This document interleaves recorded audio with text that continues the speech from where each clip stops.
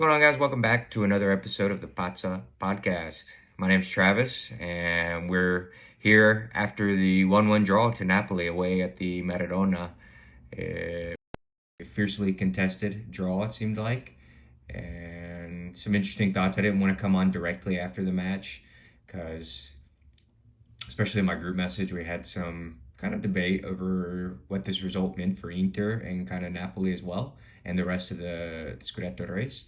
So I would love to hear you guys' comments and everything. Leave a comment, and also please like and subscribe, and let me know what you guys think. Didn't get to watch the first 30 minutes, so I'll kind of hit just a little bit of the high note or high points of the first half, and then we'll talk a little bit about the second half and kind of what this result means.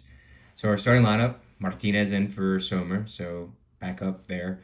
Jan Bisek, Acerbi and Bastoni, the back line. Then we had Dumfries, Barella, Çalhanoğlu, Mkhitaryan, and Di Marco across the midfield, with Thuram making his way back in, being fit, and Lautaro up top. So again, I didn't get to watch the first 30 minutes, but at halftime I did get to see one of the first big incidents of the match. It came in the 20th minute, and that was the PK that was not given for Inter on the foul of McTominay on Denzel Dumfries. I saw or heard what the rules analyst for CBS or Paramount was talking about as to why they didn't look at VAR. And her reasoning was it wasn't clear and obvious. And I think that is complete BS and a terrible, complete crap and a terrible kind of cover up. I don't know why she would be saying that, because she's got nothing in the game. But that is a foul that if a midfield they call, and they would every time, then that means it's clear and obvious. And the fact that it wasn't given then, or wasn't able to look at VAR either because it didn't fall into the clear and obvious category, is just a complete terrible excuse for any referee. It didn't impact the match because we scored literally 30 seconds to a minute later of a beautiful free kick from Di Marco. But that's something, if Napoli give up a penalty, maybe that changes the momentum a little bit. Maybe they put their heads down and is into the match anymore. I don't know. It's something that for me, that's a penalty 7 days a week. And the fact that they said that they didn't go to VAR because it wasn't clear and obvious. I don't know what would have made that even more clear and obvious that it is a kick from the mark. Let me know what you guys think. I think that was a pretty obvious kick. Penalty, and the fact that that's what they're using as their excuse. I've said it a couple times on this podcast throughout the year that the clear and obvious moniker is just an absolute joke. Like, that's in itself subjective. What clear and obvious to one referee might not be clear and obvious to another. So they're leaving a whole bunch of subjectiveness here. And like that one foul there, like I said, it's a foul at midfield every day of the week. What can make that more clear and obvious that you have to go to VAR to look at it? But again, really didn't impact the match maybe, because a couple minutes later, literally I think it was the 22nd minute, Di Marco, what a goal. We've been looking for something like that. Usually Çalhanoğlu is our free kick taker and hits it into the wall, or I feel like that's typically what it does, is hit it in the wall. But man, what a free kick, Di Marco. He hasn't been on form, and I still don't think he had that great of a game today. Maybe should have put another goal away later on. But yeah, later on in the first half. But man, that is what you want these players. That's why he's the best left wing back in the world. These type of plays in big important matches are the difference. And what a goal that was. It was perfectly hit free kick. He's got the quality for that, and I'm glad to see him finally get it. Hit the little right in front of the bench. It was brilliant. And 1-0 Inter. And after that really woke Napoli up, because, hey, they have to chase. And that's what we talked about last week coming in. Napoli is going to have to be the one to chase. And yeah, they looked dangerous towards the end of the first half. Lukaku had a brilliant one-time touch. Where was that when he was at Inter? He scored a lot of good goals, but nothing where it was a first time over the top volley like that. That was pretty class. If that would have scored, that would have been a hell of a goal. Thank goodness he didn't. And then there was another chance for Lukaku, but brilliant block up by Bastoni, which we saw a couple times in the second half as well. But other than that, I mean, it was kind of a, from what I saw, again, missing the first 30 minutes or so, it was kind of a topsy-turvy. The atmosphere woke up, it seemed like, after that free kick by DiMarco. And playing away at the Maradona, they're going to have that atmosphere. So being an Inter squad that is not having to chase, being one up at that point and the Maradona getting into the game, it was always going to be a difficult second half, in my opinion. And it proved to be that way. At halftime, didn't make any substitutions. We did early on bring Benji Pavard and Zielinski in for Çalhanoğlu and DiMarco. DiMarco came down with an injury, so again, we were down to Dumfries as our only wing back and very thin on the edges. We were putting Pavard maybe as a makeshift right center back. It was tough to see, or right wing back. It's tough to see what kind of our formation was in that second half. Sometimes it looked like we went 4-4-2 with Pavard, Bisek, De Vrij, Bastoni in that back line. Maybe Mkhitaryan as the left mid, Dumfries as the right mid. But then there were several times we saw Dumfries coming over to the left side and playing as a left wing back, left mid. So it was kind of difficult to tell, at least initially, what Inzaghi was doing with that formation after he brought on Pavard when DiMarco had to come on. But we're thin at the wing back position. And I think that's what we need to worry about. And I'll save this for after my post-match thoughts. But that's kind of something we have to think about in regards to this match, in my opinion. I thought Mkhitaryan was huge in the first 10 minutes or so of that second half. A couple key interceptions, key blocks, clogging up that midfield defensively. I was really tough on him last week. And then I'll talk a little bit in my post-match here in a minute as well as to why I want to apologize to Mkhitaryan. But yeah, it was the second half was kind of like maybe the Arsenal or Man City match. We sat back, absorbed a little bit of pressure. It was unclear as to the communication, it looked like, if Inzaghi was telling them to high press or low block. We weren't really sitting very deep, but we weren't pressing high like sometimes we do in matches as well.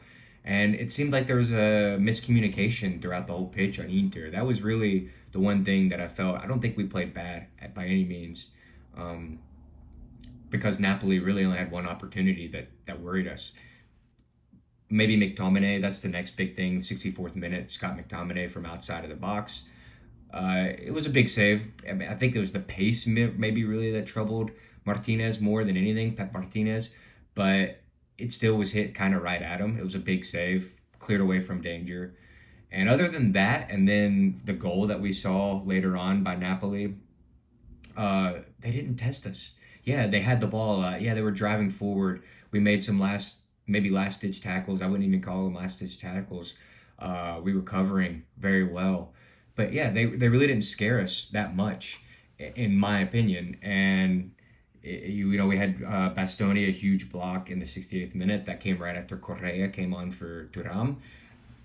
I have been very critical of Taremi and made it vocal the past month or two, but I feel like I would have rather seen Taremi come in instead of Correa for this game, because Taremi has proven that he can press and defend pretty well. I know his last match was a horror show midweek in the Coppa Italia, but we're not looking for a goal when we're up 1-0 here. We're looking for good, solid defensive work, in my opinion. So maybe that's something Inzaghi could have done a little differently. It's that sub, in my opinion. But yeah, then we had Fratesi and De Vrij came on for Bastoni and Mkhitaryan. And then they scored. And this is where I want to apologize to Mkhitaryan, especially in regards to saying Zielinski has to be the week in and week out starter.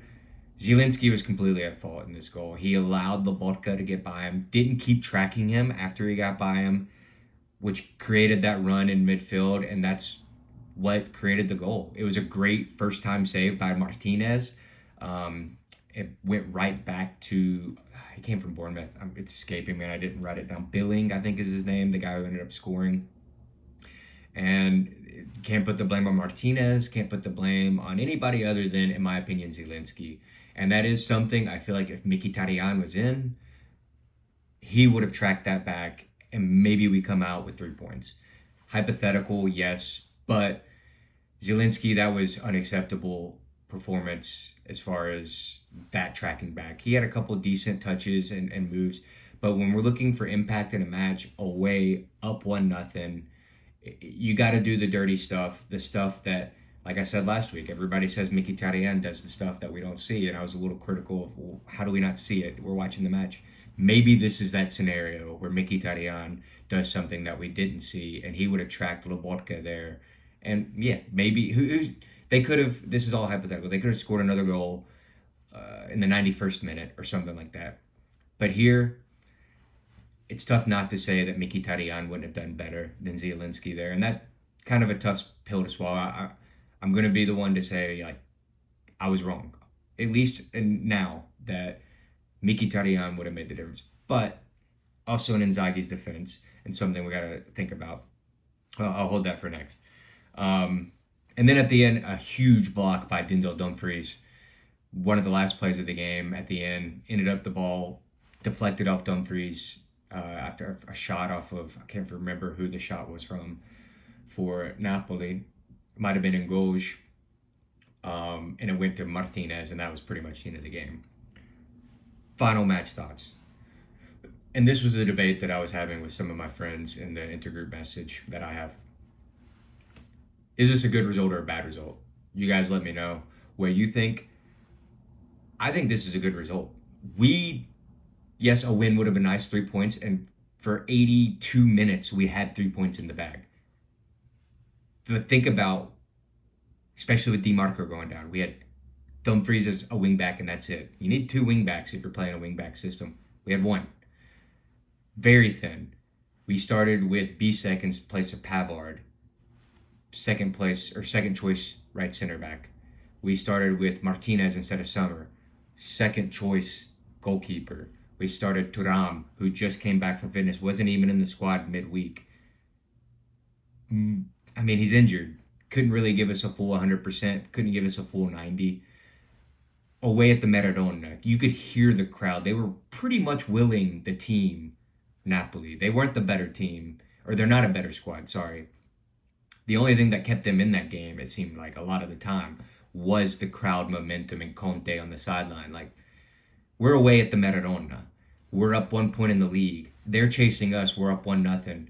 Yes, they're going to get the opportunities. Yes, they're going to get the shots. And other than that goal, which Martinez made a save, maybe a little bit more fortunate if it was somebody shorter, they wouldn't have had the leg to stretch out to hit that back in the goal.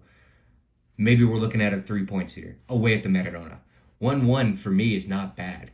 They have to go away to Fiorentina next week. We have Monza next week.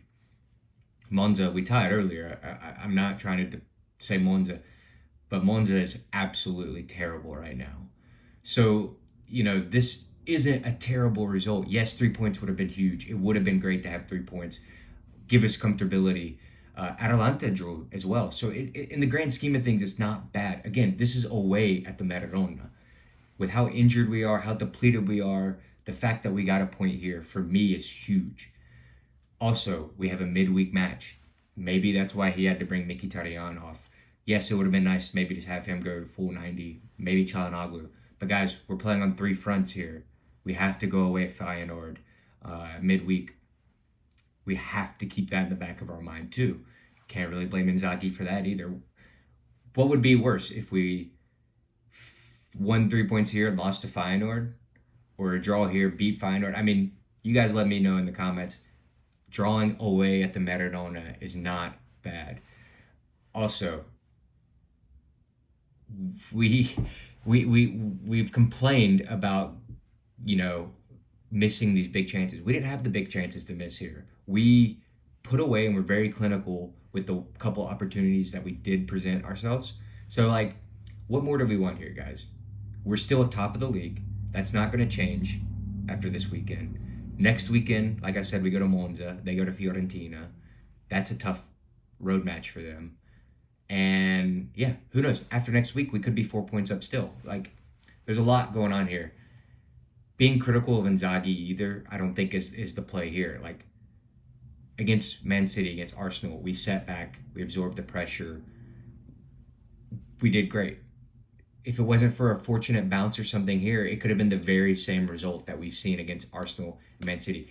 I think the reason people are upset is because we conceded a goal late. But we didn't lose. We drew. Maybe you feel like it's a loss, but it's not. It's a draw. So keep that in mind. That's all I'm gonna say.